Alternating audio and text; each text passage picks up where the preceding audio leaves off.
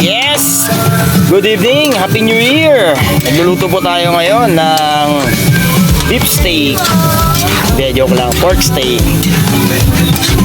Ayan o, bali ginawa natin, pinrito muna natin kanina yung yung pork bago natin siya sinangkot siya. Tapos nilagyan ng sauce. Yung sauce niya, yung pinagmarinitan din para malasa, masarap. Yun, lagay na natin yung pangalawang sauce na pinagmarinitan. Simpleng marinate lang yan, mga kabus gimmick. Nilagyan lang natin yan ng toyo, oyster sauce, tapos paminta, kalamansi. Yan lang yung mix niyan. Tapos kung dalawang spoon na asukal or sugar.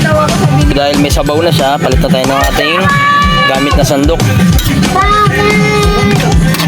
Simplado na yan, mga kagimik.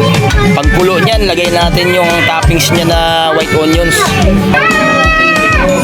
Happy New Year sa ating mga followers dyan. Maraming salamat sa suporta.